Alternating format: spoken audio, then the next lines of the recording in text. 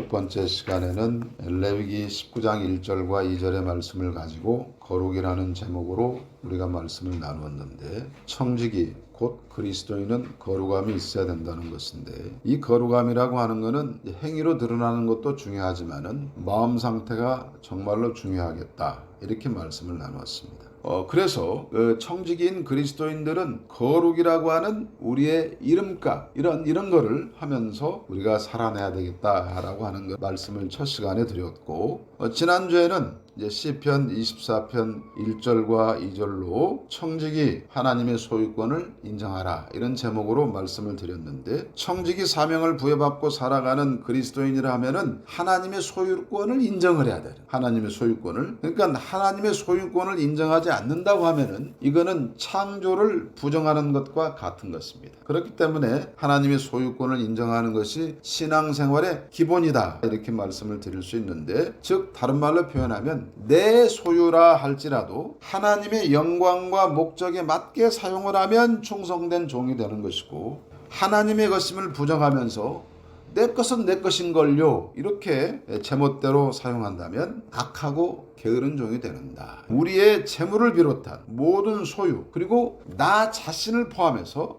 우리 가족들, 내 주변의 이웃과 친지들, 이런 구성원들 자체가 하나님의 소유라는 것을 인정을 해야 된다는, 내가 누구 거다? 하나님의 것이라는 것을 인정을 하고 살아야 되는데, 그래야 우리가 관리자인 청지기로서의 역할을 잘 감당할 수가 있는 것입니다. 이제 여기서 더 나아가야 되는데, 무슨 말이냐면은 내가 꼴보기 싫은, 내가 싫어하는 사람, 내가 미워하는 사람, 원수 같은 사람, 이런 사람도 나에게 주신 거라는 것을 인정을 하고 살아야 돼. 그들도 관리 대상에 들어간다는 얘기. 다른 말로 표현하면 전도 대상이라 그런 말이지. 그죠? 그래서 결단을 해야 하는데, 꾸미지 않은 순수한 마음으로 하나님의 소유권을 인정하고 실천을 해야 되겠다는 겁니다. 하나님이 그런 방식으로 살아가도록 마음에 감동을 주시고 성령의 충만함을 주시고 그렇게 살아가도록 이끌어 주신다. 이게 바로 이제 성경의 원리라는 것을 지난 시간에 말씀을 나누었습니다. 그래서 오늘 말씀 이제 잠언 11장 1절부터 3절의 말씀을 가지고 세 번째 시간, 정직이라는 키워드, 그러니까 청직이라고 하는 단어 속에는 이미 정직이라는 말이 들어가 있다는 거예요. 그거를 가지고 오늘 말씀을 나누는데요, 제일 불쌍한 사람이 누구냐면 하나님의 말씀을 들으면서 마음문을 열지 못하는 사람. 말은 들리겠죠. 근데 이게 복음으로 들리질 않는 거예요. 현장에 있기는 있는데 마음문을 열지 못하니까 들을 거를 제대로 듣지 못하고 말씀과는 무관한 그런 인생을 살게 된다는 것입니다. 귀를 열어야 하나님의 말씀이 들리지 않겠습니까? 마음을 열어야 들리지 않겠습니까? 앉아있어서 듣는다고 그게 들리는 게 아니라, 귀를 못 열고 마음을 열지 못하는 것은 여러 가지 이유가 있을 겁니다. 생각이 많고 마음이 분주하니까 그럴 수도 있겠는데, 가장 큰 이유, 자기 생각으로 가득하기 때문에 마음이 없는 거예요. 마음이 자기 생각과 다르면 받을 수가 없는 겁니다. 하나님의 말씀이 내 생각과 달라 그러면 못 받는. 그런데 아무리 시끄러워도, 우리가 한번 연애할 때 한번 생각해 보세요. 아무리 시끄러워도요, 아무리 사람이 많아도요, 자기 애인은 보입니다. 아무리 시끄러워도 자기 애인의 목소리는 들립니다. 이게 정답이야. 이 마음이 늘 사랑하는 사람에게 가 있기 때문에 태평양을 건너라도 사랑하는 사람한테 비행기 타고 날아가는 거예요. 마음이 있어야 되겠다, 이렇게 말씀을 먼저 드리면서 오늘 말씀을 시작을 하겠습니다. 속이는 저울은 여호와께서 미워하시나 공평한 주는 그가 기뻐하시느니라. 교만이 오면 욕도 오거니와 겸손한 자에게는 지혜가 있느니라. 정직한 자의 성실은 자기를 인도하거니와 사악한 자의 패역은 자기를 망하게 하느니라. 아멘.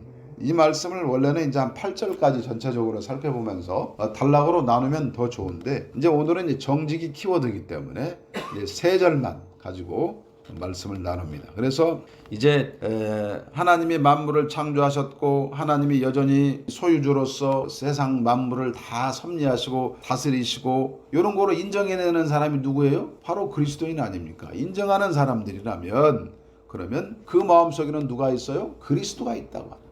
하나님 중심으로 살아가는 사람인데, 사는 것 따로, 신앙생활 따로, 이렇게 생각하고 살아가는 사람들이 많다고 말씀을 드릴 수가 있는 것입니다. 그래서 우리는 진정한 거룩함이라고 하는 것은 삶의 열매라는 것을 말씀을 드렸습니다. 솔직히 인간의 제한된 이성, 지성, 이걸로 하나님의 진리를 풀어 이해하기는 어렵죠. 그렇기 때문에 이해가 안 되니까 이해되는 데까지만 믿고 이해되는 데까지만 뭔가를 행동으로 하려고 하는 성향이 있다, 그런 말입니다. 누가? 인간이 그렇다는 거예요. 하나님의 창조와 구원이라고 하는 틀을 깨버렸어. 창조도 믿을 수가 없어. 구원도 뭐 그냥 그래. 그리스도가 십자가 이런 것도 그게 사건이 실제 있었는지 없었는지 중요하지 않아. 이런 걸 다 빼버린 게 뭐예요? 자유주의 신학 아닙니까? 그래버리면 뭐가 남냐? 도덕만 남아. 윤리 도덕만 남아. 그러니까 예수님은 뭐다? 도덕교사다. 그러니까 다른 거 다 필요 없어. 그런 가르침. 착한 일하고 살아? 하는 그런 가르침만 남아. 그러니까 그것만으로도 충분해.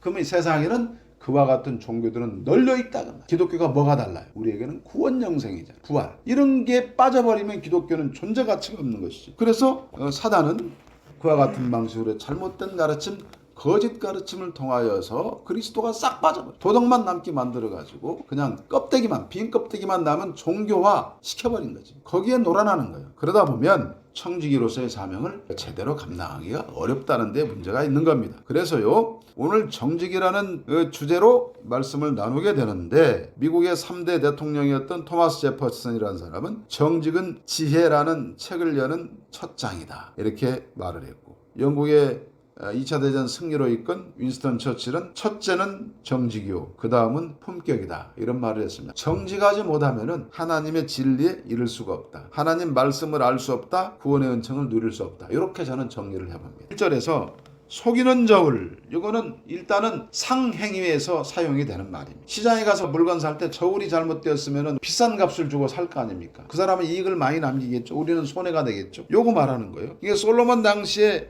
사회적인 문제가 바로 이 부정직한 상행위, 그러니까 속이는 저울을 쓴다는 데 문제가 있었다는 거죠. 그러면 이 개개인이 다 그래. 그러면 공동체 전체가 어떻게 되겠어요? 불신사회가 되지 않겠습니까? 그런 문제점들이 있었기 때문에 솔로몬이 이제 이걸 남긴 것인데, 상행위로만 보지 말고 영적으로도 읽을 줄 알아야 되는 것이죠. 그 다음에 2절에 보면은 교만이라는 말이 나와요. 하나님께서 가장 미워하시는 악인데 그 교만의 결과로 수치와 그리고 치욕이 따른다고 말씀을 하고 있는 겁니다. 그 대신에 겸손이라고 하는 거는, 겸손은 뭐다?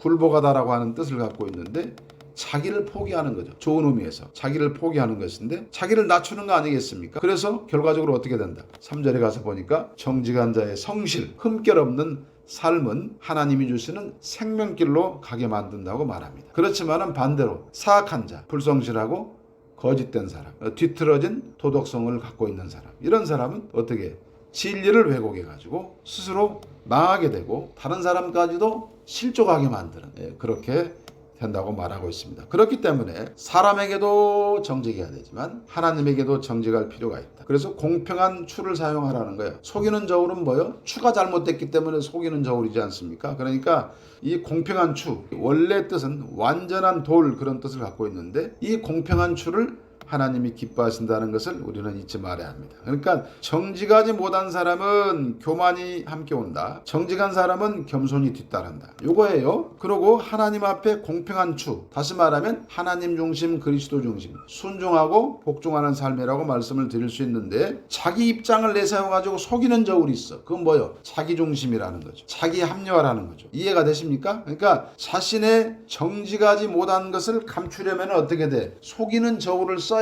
정직하지 못한 것을 눈 가리고 아웅 갈치, 일단 눈으로 보는 것은 똑같으니까 속일 수가 있지 않겠습니까? 그렇게 된다는 거예요. 그러니까 진리를 왜곡할 수밖에 없는 것이고, 거짓을 말하면서 합리화시키는 거지. 그게 누구한테서 나타나요? 사이비 이단들에게서 그런 게 나타나지 않습니까? 그러니까 속이는 저울을 쓴다고 하는 것은 결과적으로 뭔가 내가 이익을 챙기라는 거 아니에요. 그러니까 이익을 챙기려고 하는 것이니까 마음속에 탐욕이 있다는 게, 탐욕이 있으니까 저울을 속일 수밖에 없는 거예요. 그런 사람들은 누구다? 바로 주 밖에 있는 사람들의 모습, 주 안에 있는 사람들의 모습이 결코 아니다. 그런데 주 안에 있는 사람이라고 하면서도 주 밖에 있는 사람들처럼 저울을 속이는 자들이 있으니 그게 문제라는, 실제 경제 활동에서도 그런 사람이 있고요, 신앙생활에서도 그렇게 속이는 사람들이 있다는 거예요. 하나님을 속이고 사람을 속이고 사람을 속이면 사람은 넘어가. 목사 눈에는 엄청 신앙이 좋은 사람으로 보일 수 있죠. 그러나 하나님 앞에서는 못 속인다. 이제 그런 얘기를 지금 하시는 거예요. 그러니까 이 성경 구절이 의미하는 바를 더 알아보기 위해서 구약 성경 맨 끝에 있는 말라기서로 가보면 이때 이제 말라기 선지자를 통해서 하나님이 주시는 말씀이 있는데 이때는 예수님이 오기 한 400여 년 전쯤이 됩니다. 이 시대는 바벨론 포로기 이후에 에스라와 느헤미야와 같은 선지자들이 활동하던 시기인데 그들의 이야기가 직접적으로 말라기서에 언급되지는 않았기 때문에 그 전 시점에 유대인들의 부패상에 대해서 통렬하게 하나님이 꾸짖고 그 대신에 너네들이 돌아오면 회복해 주겠다고 하는 말씀을 주신 것으로 이해하면 되겠습니다. 한마디로 말하면 도덕적으로 너무너무 부패했던 상황, 영적으로 너무너무나 무감각했던 상황, 매우 부도덕하고 부정직한 그들의 상태를 꾸짖고 책망하셨다. 이렇게 보면 됩니다. 그런데 우리가 이제 11조 봉투에 보면 3장 10절 말씀이 써 있는데 그거 없는 교회가 없어요. 그런데 그 배경이 기가 막힌 거예요. 이와 같은 부패와 타락상 때문에 그 말씀을 주신 것인데 이 사람들은 너무너무나 그 말씀을 가지고 마치 이것이 부적처럼 복채처럼 내가 11조를 요만큼 드리면 하나님이 요만큼 복을 주시겠지? 그런 걸로 갖다 쓰고 있는 거예요. 하나님 앞에 나올 때에 물질 문제가 가장 이게 척도가 됩니다. 이게 교회 안에서 척도가 되기 때문에 그래서 이 말씀을 가지고 말씀을 드리는 겁니다. 그러니까 하나님의 것을 도둑질하지 말라. 그런 말씀을 드리는 건데 그러면 도둑질이라고 말할 때는 과연 물질만 있겠냐는 것이지. 물질만 도둑질이냐는 거예요. 봉사도 있고 구제도 있고 모든 분야 신앙생활의 모든 분야에 도둑질이 다 있는 거예요. 제대로 못하면 도둑질. 시간도 마찬가지. 시간을 들여 예를 들어서요. 회사에서 일을 하는데 근무 태만이야. 적당히 슬렁슬렁 일하고 봉급받아. 그러면 도둑질한 거예요. 그게. 그런 원리가 우리의 신앙생활에도 적용이 된다는 것을 말씀을 드릴 수가 있는 겁니다. 그러니까는 이스라엘 백성들은 결코 하나님 앞에 드리지 않은 적이 없어요. 드렸는데 어떤 걸 드렸느냐는 거예요. 얘네들은 하나님과 도둑질 안 했다고 막 오리발 내밀잖아요. 그러니까 하나님이 뭐라고 구체적으로 지적을 해주잖아요. 11조와 봉헌물이다. 구체적으로 지적을 해줘요. 눈먼 희생제물, 저는 것, 병든 것, 훔친 물건을 갖고 왔다. 자, 이게 말라기 1장에 가면 나오는 얘기. 제대로 갖고 온 게 아니야. 흠없는 걸 드렸어야 되는데 제대로 안 된 걸 드렸어. 사람인 총독. 너희 총독에게 그걸 줘봐라. 총독이 그걸 받겠냐. 하나님 이렇게 말씀하시거든요. 그게 무슨 얘기야? 사람도 받지 않는 걸 갖고 왔다는 얘기야. 그러니까 안 받는다는 얘기. 이거 들어봐야 안 받는다는 얘기. 그게 무슨 얘기야? 마음이 없이 형식적으로 드리는데 그나마 흠 있는 걸 갖다 드리니 하나님이 받겠냐? 안 받겠다 그 말이야. 기본적으로 이 안에 뭐가 마음이 없다는 거예요. 드리는데 형식적으로 드리는데 마음이 없다는 얘기. 안 받는다는 얘기예요. 안 받는다. 나하고는 상관없다. 목사는 받을 수 있고 교회는 받을 수 있지만 나는 안 받겠다라고 말씀하는 거예요. 무섭지 않습니까? 왜? 정직하지 못하기 때문에. 그래서 드려야 하는 자세와 태도를 바르게 하지 못하고 영적 무감각고로 말미암아서 이 부정직한 백성들 이들에 대해서 하나님은 책망을 하고 계셨다는 거예요. 그렇기 때문에 우리는 재물 드림이라고 하는 원칙 요거 이제 하나가 이제 이해가 됐죠? 그럼 이제 결론으로 넘어가는데 여기서 아까 말씀드린 것처럼 지킴에 대한 것도 생각을 해야 돼요. 지킴. 그러니까 하나님 앞에 어떻게 지킴이 있고 드림이 있다는 거예요. 드림은 예물 드림이죠. 지킴은 뭐예요? 말씀 지킴이라. 두 기둥이 있는 거예요. 하나는 말씀 지킴, 하나는 예물을 드림. 그죠? 이 둘 다 거기 두 기둥이 똑같이 가야 된다. 둘 다 똑같이 정직해야 된다. 그러니까 말씀 지킴에 있어서도 내가 원하는 것만 내 입맛에 맞는 것만 지키면 이것도 뭐야? 부정직한 것이요? 도둑질이고 예물 드림에 있어서도 드리기는 드리는데 마음이 없이 병든 것, 저는 것, 흠 있는 것 드리면서 액수는 정확하게 드렸을지 모르지만은 내 마음이 없어 인색해. 그러면 이것도 똑같이 문제가 있다고 지금 말씀드려요. 그 얘기가 지금 결론으로 가는 겁니다. 그래서요 공평한 추를 써라. 그러니까는 자 우리는 첫 번째 말씀을 지키는데도 공평한 추를 써라. 자신이 정한 기준을 따르지 말고 하나님이 정한 기준을 따라야 한다는 의미입니다. 모르면은 제대로 배워서 해야 되겠죠. 그렇기 때문에 자기 기준을 삼아가지고 나는 요 정도까지만, 예를 들면 나는 식당 봉사는 싫으니까 나는 그냥 차장대만 할래. 자기 좋아하는 거. 또 예를 들어서 주일 성수도 나는 싫어. 나는 주일날 일을 해야 돼. 막 이런 거라든지. 그래가지고 여러 가지 기준을 자기 나름대로 정하는 거야. 그래가지고 내가 정한 것만 지키는 거야. 요거는 이제 안 된다는 거야. 그건 공평한 추가 아니에요. 그 다음에 두 번째, 드리는 것에도 공평한 추를 사용하라. 이것도 이제 자기 마음대로 해서는 안 된다는 거예요. 그러니까 말씀을 제멋대로 지키려고 하는 사람은 이 부분도 제멋대로 지키게 되어 있습니다. 속여서 드리는 것 안 됩니다. 바로 무엇이 더 중요하다?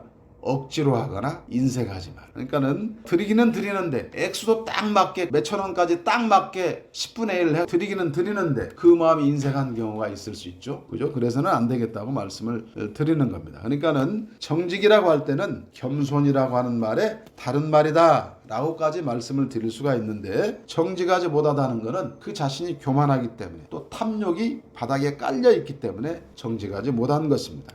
무지해서 그렇기도 하고요. 그렇기 때문에 초대교회 성도들이 갖고 있었던 그들의 마음, 가진 것을 다 내놨잖아요. 다 내놓고서 함께 나누었던 것을 우리는 기억할 필요가 있겠다. 이렇게 말씀을 드리면서 청지기는 정직해야 되겠다. 정직은 속이지 않는 것이다. 이거는 말씀을 지키는 것과 또 예물을 드리는 것, 재물을 드리는 것으로 나타나야 되는데, 정직을 가장 쉽게 적용할 수 있는 방법, 고린도후서 9장 7절의 말씀을 금과 옥조처럼 삼으시고 말씀을 지키는 것, 하나님 앞에 예물을 드리는 것, 이거에 적용하시길 바랍니다. 율법적으로 절대 매이지 마시고 기본적인 마음이 어때야 되는가, 고린도후서 9장 7절의 말씀을 제가 읽어드립니다. 각각 그 마음에 정한 대로 할 것이요 인색함으로나 억지로 하지 말지니 하나님은 즐겨 내는 자를 사랑하시느니라. 아멘. 그죠? 이 말씀은 비단 예물을 드리는 것만 말씀드리는 게 아니라 하나님의 말씀을 지키는 데 있어서 말씀을 읽고 묵상하고 지키고 기도하고 이런 데에도 이 말씀이 적용이 된다는 것을 잊어서는 안 될 것입니다. 그래서 한 주간에도 우리 주님이 주신 이 귀한 말씀을 가지고 살아내어서 풍성한 결실을 맺으시기를 주의 이름으로 축복합니다. 아멘.